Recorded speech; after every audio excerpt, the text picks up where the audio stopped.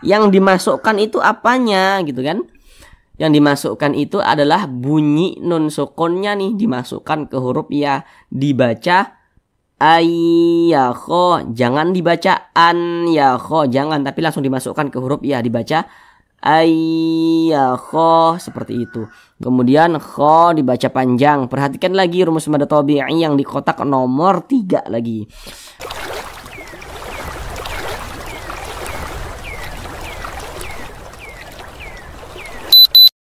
Assalamualaikum warahmatullahi wabarakatuh.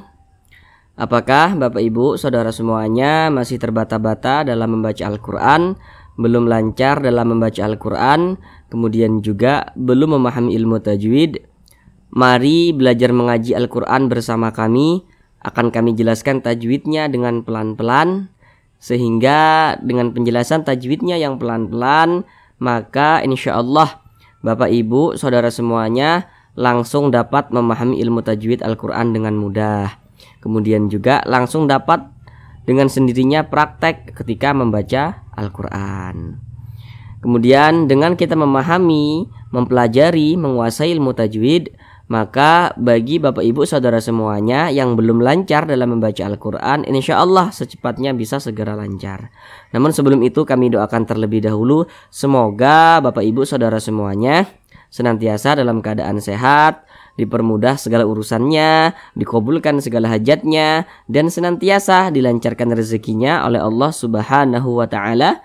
Amin, amin, ya rabbal alamin. Baiklah, langsung kita mulai belajar mengaji Al-Qur'annya. Kita kali ini akan belajar mengaji Al-Qur'an dengan penjelasan tajwidnya yang pelan-pelan, masih melanjutkan kembali pada surah Al-Baqarah ayat 229. Karena pada surah Al-Baqarah ayat 229 ini kita bagi menjadi beberapa bagian supaya durasi videonya itu tidak terlalu lama. Karena di sini kami berusaha menjelaskannya itu dengan detail, kemudian juga dengan pelan-pelan.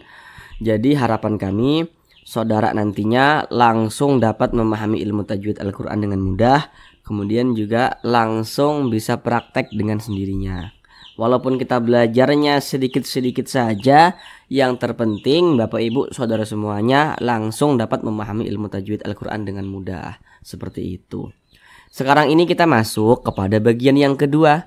Di bagian yang kedua daripada surah Al-Baqarah ayat 229 ini, kita akan belajar dari sini, dari wala yahillu lakum sampai sini, sampai hududallah. Dari sini sampai sini.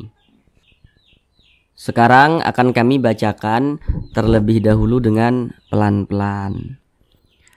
A'udzu billahi minasy syaithanir rajim.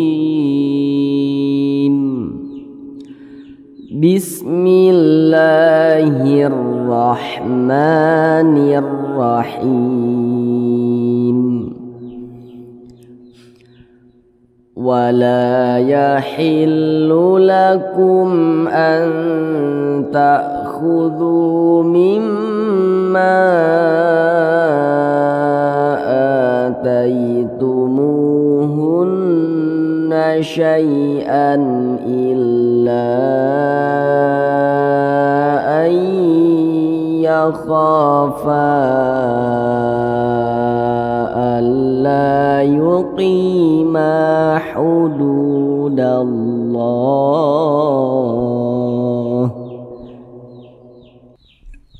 Sekarang kita bahas tajwidnya dengan pelan-pelan.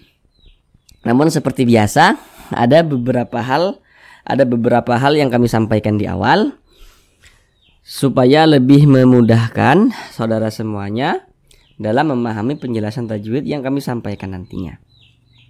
Yang pertama, kalau nanti kami katakan huruf sebelumnya atau huruf di belakangnya, maka yang kami maksud itu adalah huruf yang berposisi sebelah kanan daripada suatu huruf. Kemudian kalau nanti kami katakan huruf setelahnya atau huruf di depannya, Maka yang kami maksud itu adalah huruf yang berposisi sebelah kiri daripada suatu huruf. Nah, ingat ya, di sini yang kami buat belakangnya itu yang di sebelah kanan, yang kami buat depannya itu yang di sebelah kiri ya, supaya nanti lebih memudahkan saja saudara dalam memahami penjelasan yang kami sampaikan. Yang pertama di sini wala, la dibaca panjang. Perhatikan rumus mad tabi'i yang di kotak nomor 3. Kalau kita membaca Al-Quran, apabila berjumpa dengan alif nih, bendera ke sampingnya ini alif nih. Kalau membaca Al-Quran berjumpa dengan huruf alif, kita perhatikan nih huruf sebelumnya.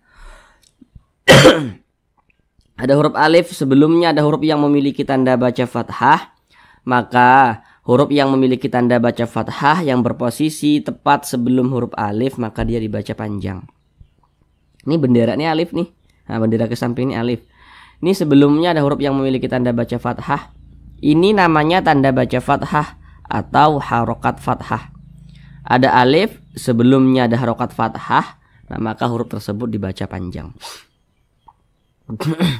Jadi secara singkatnya, rumus mad tabi'i yang di kotak nomor 3 itu, huruf alif pasangannya adalah tanda baca fathah. Huruf alif pasangannya tanda baca fathah, sehingga huruf sebelumnya itu dibaca panjang. La dibaca panjang, wala dibaca panjang. Mad tabi'i panjangnya itu 2 harokat. Nah, 2 harokat itu untuk lebih mempermudah kita dalam belajar. Kira-kira temponya itu 2 ketukan, 1, 2. Ketukan itu hanya sarana saja untuk mempermudah kita dalam belajar, dan ketukannya pun tergantung tempo atau ritme bacaan kita. Wala yahillu lakum. Di sini ada huruf mim sukun. Ini huruf mim. Tanda sukun itu seperti ini. Huruf sukun itu kadang disebut juga dengan huruf mati. Jadi kalau nanti ada yang mengatakan ini huruf mati, ini huruf sukun, nah itu maksudnya itu sama saja. Huruf mati atau huruf sukun itu sama saja maksudnya. Ini ada huruf mim, dia sukun, tanda sukun seperti ini, berjumpa dia dengan huruf hamzah. Nah, mungkin saudara ada yang masih bingung, kok ini huruf hamzah bukan ke ini huruf alif. Nah, perlu untuk kita ingat, kalau ada huruf alif, ini huruf alif nih, tapi dia memiliki tanda baca, memiliki baris, memiliki harokat. Huruf alif yang memiliki tanda baca atau memiliki harokat, maka itu adalah huruf hamzah. Kalau huruf alif itu dia tidak ada tanda bacanya nih, seperti ini nih, polosan nih, tidak ada tanda bacanya. Tapi kalau dia ada tanda bacanya seperti ini, seperti ini, seperti ini, dan seterusnya, maka itu adalah huruf hamzah. Jadi huruf hamzah itu bisa ditulis dalam bentuk seperti ini, bisa juga ditulis dalam bentuk seperti ini. Mim sukun berjumpa dengan huruf hamzah. Nah, kita lihat di samping. Hukum mim sukun itu ada 3. Fokus yang di nomor 3, yang izhar syafawi. Jadi kalau membaca Al-Quran nih, berjumpa dengan huruf mim sukun, kemudian setelah mim sukun itu bukan huruf ba, bukan huruf mim, maka semua hukumnya namanya izhar syafawi. Ini mim sukun nih setelah mim sukun nih adalah huruf hamzah. Mim sukun berjumpa dengan huruf hamzah, maka berarti hukumnya adalah izhar syafawi. Jadi nanti ada mim sukun misalnya berjumpa dengan huruf ta, dengan huruf ya, dengan huruf lam, dan lain-lain, semua itu namanya izhar syafawi, terkecuali kalau ada mim sukun nanti bertemu dengan huruf ba, atau mim sukun bertemu dengan huruf mim. Nah, tapi selain daripada mim dan ba, ada mim sukun tidak berjumpa dengan huruf ba, tidak berjumpa dengan huruf mim, semua hukumnya namanya izhar syafawi. Karena dia izhar maka dibaca jelas, tidak berdengung. Nah, jadi dibaca pendek saja. Wala yahillu lakum an ta'khudhu, seperti itu. Jangan dibaca wala yahillu lakum an. Jangan dipanjangkan seperti itu, pendek saja. Lakum an. Nah, seperti itu pendek. Kemudian di sini ada huruf nun sukun, ini huruf nun, tanda huruf sukun tuh seperti ini. Nah, Namun sebelum itu perhatikan dulu di samping. Kalau kita membaca Al-Quran, apabila berjumpa dengan huruf nun sukun atau berjumpa dengan salah satu tanda baca tanwin. Nah, tengok tuh tanda baca tanwin tuh bentuknya tuh ada 3 macam tuh. Nah, yang nomor 1 baris 2 di atas, fathah tain. Yang nomor 2 baris 2 di bawah, kasratain. Dan yang nomor 3 itu namanya dhammatain. Nah, jadi kalau membaca Al-Quran nih, berjumpa dengan huruf nun sukun atau berjumpa dengan salah satu tanda baca tanwin, kita perhatikan huruf setelahnya itu huruf apa begitu. Ini huruf nun sukun nih. Kita perhatikan huruf setelahnya huruf apa. Ternyata di sini huruf nun sukun ini setelahnya huruf ta. Atau kami buat juga kan tadi yang di awal tuh huruf nun sukun ini setelahnya atau di depannya. Ini huruf nun sukun nih di depannya adalah huruf ta. Jadi mana yang lebih saudara mudah untuk pahami, di depannya kah atau setelahnya kah begitu. Yang terpenting saudara ingat dan kemudian saudara dapat memahaminya dengan mudah seperti itu. Maka kami buat seperti itu. Ini nun sukun ini setelahnya atau di depannya adalah huruf ta. Nah, kita lihat huruf ta ini huruf apa? Kita lihat di samping.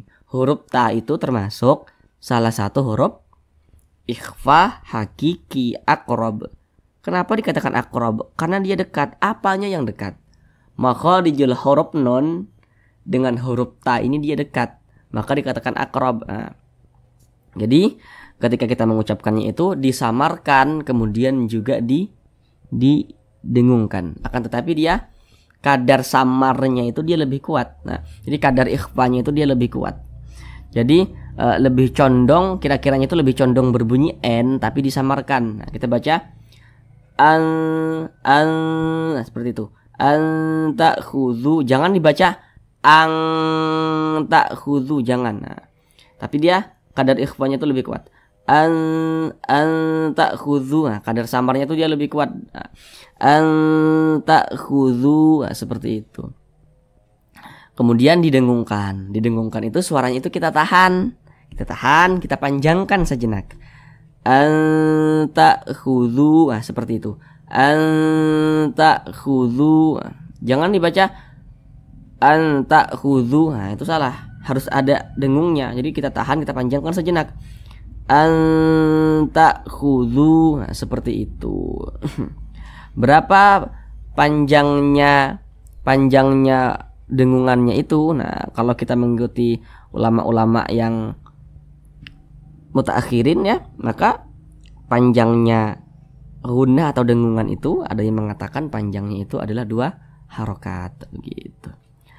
Anta khudhu, nah, kemudian dzu dibaca panjang. Sekarang perhatikan rumus mad tabi'i yang di tengah, yang di kotak nomor 2. Kalau kita membaca Al-Quran, apabila berjumpa dengan huruf waw sukun, ini huruf waw, tanda sukun tuh seperti ini. Membaca Al-Quran nih berjumpa dengan huruf waw sukun, kita perhatikan huruf sebelumnya. Ada huruf waw sukun, sebelumnya ada huruf yang memiliki tanda baca dhammah. Ini tanda baca dhammah namanya nih, atau harokat dhammah. Ada waw sukun, sebelumnya ada huruf yang memiliki harokat dhammah, maka huruf yang memiliki harokat dhammah yang berposisi tepat sebelum huruf waw sukun, maka huruf tersebut dibaca panjang. Ini huruf waw, tanda sukun seperti ini. Ini sebelumnya nih ada huruf yang memiliki tanda baca dhammah atau harokat dhammah, maka huruf tersebut dibaca panjang. Nah, secara singkatnya rumus mad tabi'i yang di kotak nomor 2 itu huruf waw sukun pasangannya tanda baca dhammah, sehingga huruf sebelumnya itu dibaca panjang. Nah, jadi kalau membaca Al-Quran lihatlah kalau ada huruf waw sukun sebelumnya tanda baca dhammah, nah dibaca panjang. Mad tabi'i panjangnya 2 harokat. Anta khudhu mimma. Nah, di sini ada huruf mim bertasydid. Ini huruf mim. Tanda tasydid itu seperti ini, seperti angka 3 terbalik. Nah, kita lihat di samping. Huruf non bertasydid, huruf mim bertasydid itu hukumnya adalah gunnah musyaddadah. Perhatikan catatan kecil di bawahnya itu. Itu sengaja kami buat catatan seperti itu supaya saudara yang masih pemula dalam belajar nantinya tidak keliru dalam menentukan hukum tajwid, tidak salah dalam menentukan hukum tajwid. Karena nanti tidak semua nun bertasydid, tidak semua mim bertasydid hukumnya gunnah musyaddadah, tidak semua. Misalnya kemasukan nun sukun kah, kemasukan tanda baca tanwin kah, begitu. Apalagi kalau misalkan mim bertasydid ini nanti bisa kemasukan mim yang sukun, nun yang sukun, tanda baca tanwin. Nah, itu huruf mimnya ada tanda tasydidnya semua tuh, tapi dia hukumnya bukan gunnah musyaddadah. Supaya tidak keliru, maka kami buat catatan kecil di bawahnya itu. Nah, tapi nanti kalau ada orang bertanya, apa hukumnya nun bertasydid, mim bertasydid? Jawab saja gunnah atau gunnah musyaddadah gitu. Atau ada yang mengatakannya dengan wajibul gunnah gitu. Tidak perlu dijelaskan, yang catatan kecil itu tidak perlu dijelaskan. Nah, kalau ada huruf mim bertasydid tuh, catatan kecil di bawahnya itu kita perhatikan huruf sebelumnya. Ada huruf mim bertasydid nih. Nah, kita perhatikan huruf sebelumnya. Kalau sebelumnya itu ada huruf yang memiliki tanda baca fathah atau kasroh atau dhammah, berarti mim bertasydid atau nun bertasydidnya itu hukumnya gunnah musyaddadah. Di sini yang kita temui mim bertasydid. Nih, sebelumnya nih ada tanda baca kasroh nih. Baris satu ke bawah nih namanya tanda baca kasroh atau harokat kasroh. Mim bertasydid sebelumnya harokat kasroh. Nah, maka berarti mim bertasydidnya ini hukumnya gunnah musyaddadah. Karena dia gunnah, maka cara bacanya itu digunakan tuh didengungkan. Jadi suaranya itu kita tahan, kita panjangkan sejenak. Mimma, mimma. Nah, kita panjangkan. Mim, nah kita panjangkan. Mimma, seperti itu. Kemudian ma dibaca panjang. Ini namanya adalah mad jaiz munfasil. Namun sebelum itu perhatikan dulu rumus mad tabi'i yang di kotak nomor 3. Kalau membaca Al-Quran apabila berjumpa dengan huruf alif, nih huruf alif nih yang disambung dengan huruf mim. Membaca Al-Quran kita berjumpa dengan huruf alif, kita perhatikan huruf sebelumnya. Ada huruf alif, sebelumnya ada huruf yang memiliki tanda baca fathah.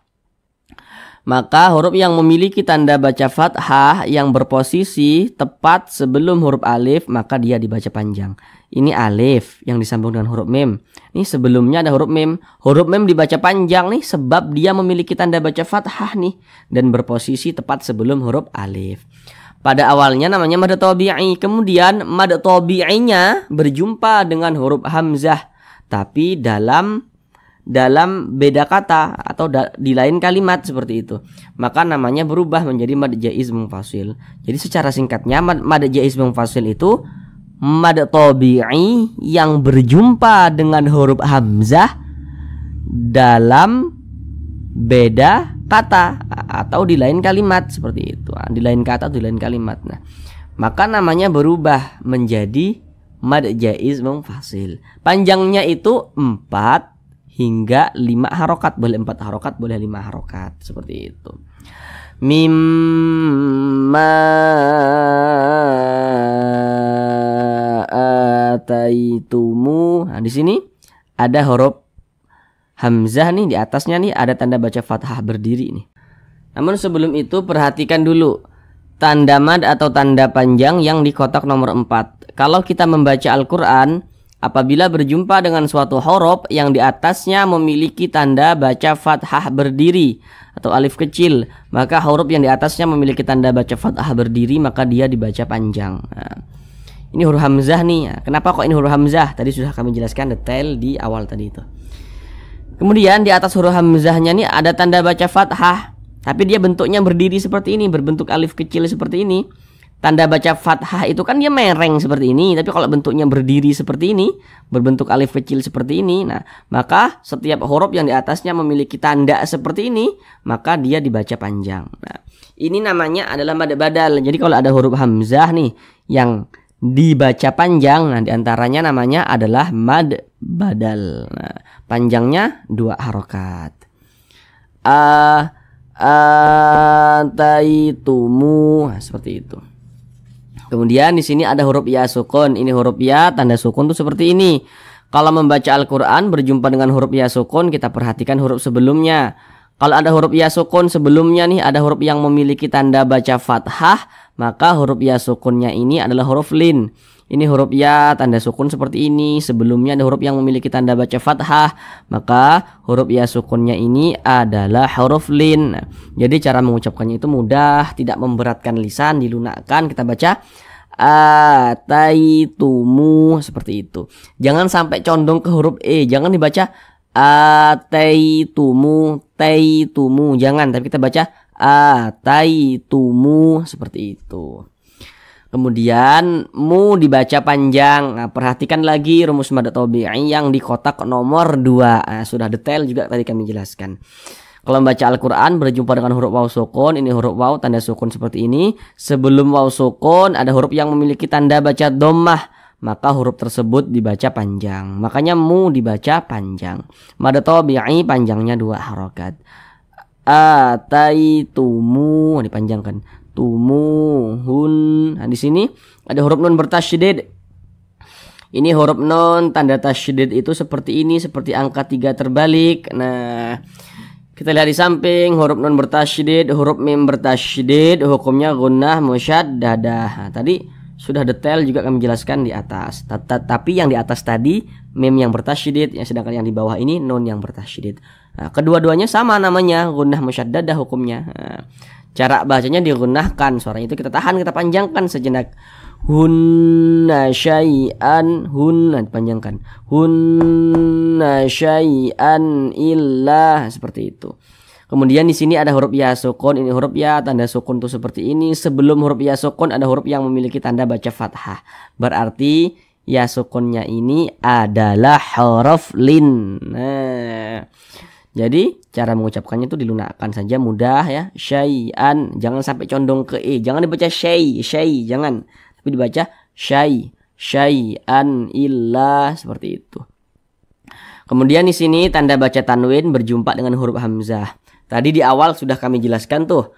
Kalau membaca Al-Quran berjumpa dengan huruf nun sukun atau salah satu tanda baca tanwin. Nah, kita perhatikanlah huruf setelahnya itu huruf apa. Maka terjadilah hukum tajwid. Nah, ini tanda baca tanwin nih setelahnya adalah huruf hamzah. Tanda baca tanwin berjumpa dengan huruf hamzah nih. Kita lihat di samping.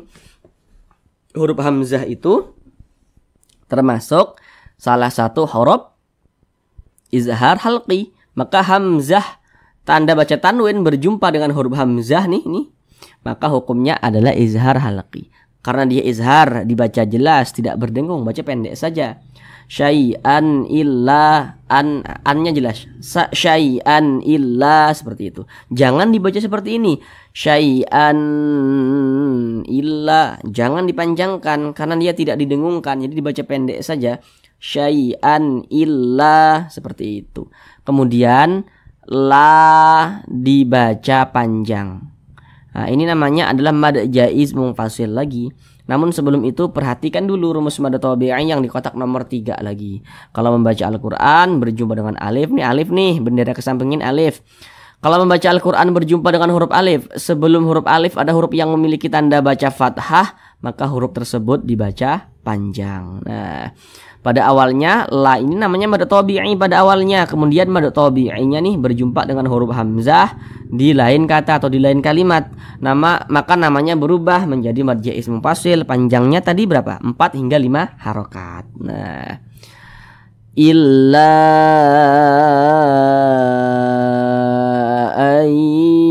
ayyakhafa, seperti itu. Kemudian di sini ada huruf nun sukun berjumpa dengan huruf ya. Kita lihat di samping huruf ya ini huruf apa? Oh, ternyata huruf ya termasuk salah satu huruf idgham bi gunnah. Nah, maka nun sukun berjumpa dengan huruf ya hukumnya adalah idgham bi gunnah. Maka cara membacanya itu dengan cara memasukkan kemudian disertai dengan gunnah, disertai dengan dengungan. Yang dimasukkan itu apanya gitu kan? Yang dimasukkan itu adalah bunyi nun sukunnya nih dimasukkan ke huruf ya, dibaca ayyakho, jangan dibaca an yakho, jangan, tapi langsung dimasukkan ke huruf ya, dibaca ayyakho, seperti itu. Jadi huruf nunnya ini langsung masuk ke huruf ya. Huruf nunnya ini ada tapi dianggap tidak ada. Nah, sakit dah tuh. Ayyakho, seperti itu. Ayyakho. Nah, kemudian kita tahan, kita panjangkan sejenak. Ayyakho. Nah, kita dengungkan. Jadi suaranya itu kita tahan, kita panjangkan sejenak. Ayyakho, seperti itu. Kemudian kho dibaca panjang. Perhatikan lagi rumus mad tabi'i yang di kotak nomor 3 lagi. Kalau membaca Al-Quran berjumpa dengan alif, ini alif nih yang disambung dengan huruf kho. Membaca Al-Quran berjumpa dengan huruf alif, kita perhatikan huruf sebelumnya. Kalau huruf sebelumnya memiliki tanda baca fathah, maka huruf tersebut dibaca panjang. Nah, sehingganya huruf kha dibaca panjang. Mad tabi'i panjangnya 2 harokat. Ayya khofa alla, fa dibaca panjang. Ini namanya mad jaiz munfasil lagi. Namun sebelum itu perhatikan dulu rumus mad tabi'i yang di kotak nomor 3 lagi. Kalau membaca Al-Quran berjumpa dengan alif, nih alif nih yang disambung dengan huruf fa. Sebelum huruf alif ada huruf yang memiliki tanda baca fathah, maka huruf tersebut dibaca panjang. Sehingganya fa dibaca panjang. Pada awalnya namanya mad tabi'i, kemudian mad tabi'inya nih berjumpa nih dengan huruf hamzah. Tapi di lain kata atau di lain kalimat, maka namanya berubah menjadi mad jaiz munfasil. Panjangnya 4 hingga 5 harokat. Nah, sama seperti yang sudah kami jelaskan tadi itu. Ayya khofa Allah, la dibaca panjang. Ini namanya mad tabi'i juga. Masih di rumus mad tabi'i yang di kotak nomor 3. Kalau membaca Al-Quran berjumpa dengan alif, nih bendera ke samping nih alif. Sebelum huruf alif ada huruf yang memiliki tanda baca fathah, maka huruf tersebut dibaca panjang. Sehingganya la dibaca panjang. Alla yuqima, qi dibaca panjang. Nah, sekarang ini di rumus mad tabi'i yang di kotak nomor 1. Kalau kita membaca Al-Quran apabila berjumpa dengan huruf ya sukun, ini huruf ya tanda sukun tuh seperti ini. Sebelum huruf ya sukun ada huruf yang memiliki tanda baca kasrah nih. Maka huruf yang memiliki tanda baca kasrah yang berposisi tepat sebelum huruf ya sukun, maka huruf tersebut dibaca panjang. Ini huruf ya tanda sukun seperti ini. Sebelumnya ada huruf yang memiliki tanda baca kasrah, maka huruf tersebut dibaca panjang.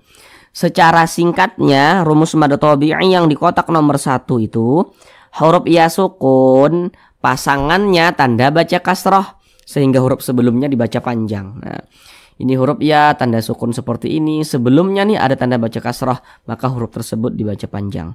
Yuqi, qi dipanjangkan. Nah, mad tabi'i panjangnya 2 harokat. Yuqima, ma dibaca panjang. Kembali lagi ke rumus mad tabi'i yang di kotak nomor 3. Kalau membaca Al-Quran berjumpa dengan alif, nih alif nih yang disambung dengan huruf mim.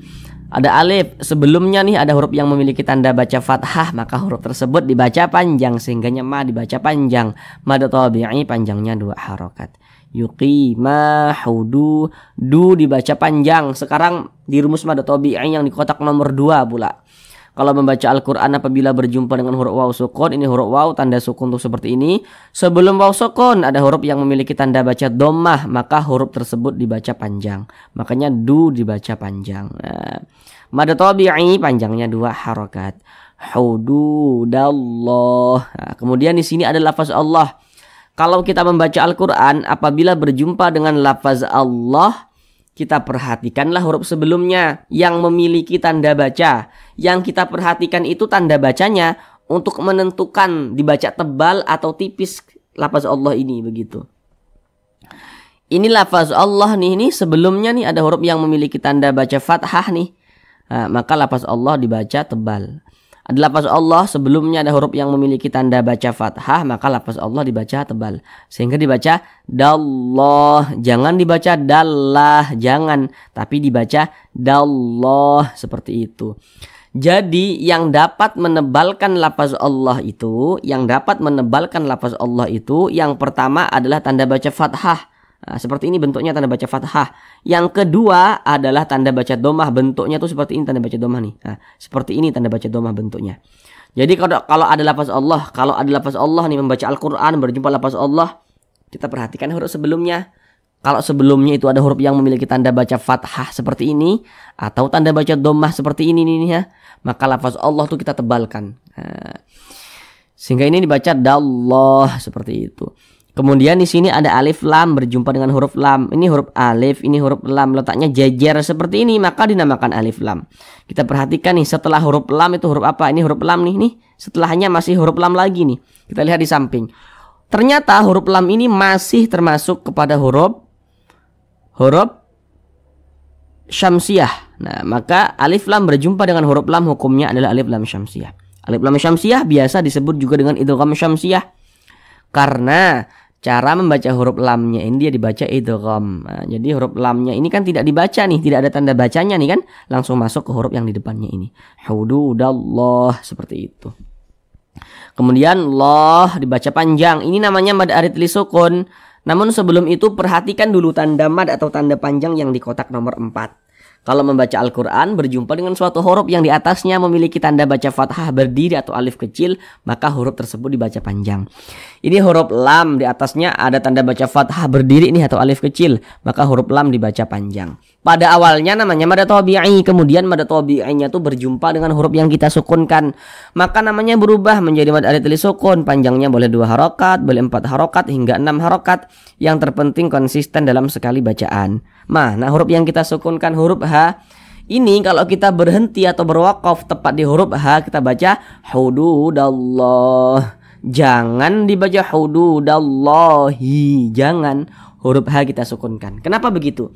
Jadi kalau kita membaca Al-Quran, buka Al-Quran, baca Al-Quran kita, kemudian kita berhenti atau berwakaf tepat di huruf yang tidak dibaca panjang, maka huruf tersebut harus kita sukunkan. Ini kita membaca Al-Quran nih, kemudian kita berhenti nih atau berwakaf nih tepat di huruf H nih. Huruf H ini kan tidak dibaca panjang nih, makanya kita sukunkan atau kita matikan. Kalau kita berhenti atau berwakaf tepat di huruf yang tidak dibaca panjang, maka huruf tersebut harus kita sukunkan, harus kita matikan, seperti itu. Kemudian di sini ada tanda wakaf. Bentuknya itu qaf dengan lam yang bermakna al-waqfu aula. Nah, jadi maksudnya itu berwakaf atau berhenti itu lebih utama. Jadi kalau menemukan tanda waqaf al-waqfu aula ini yang bentuknya seperti ini, qaf dengan lam, maka alangkah lebih utamanya kita berhenti dulu, berwakaf dulu. Hududallah. Berhenti dulu, berwakaf dulu, ambil napas, baru kita sambung lagi bacanya, seperti itu. Sekarang kita ulang bersama-sama sekali lagi dari awal. Wala yahillu lakum an ta'khudhu mimma ataitumuhunna syai'an illa an yakhafa alla yuqima hududallah.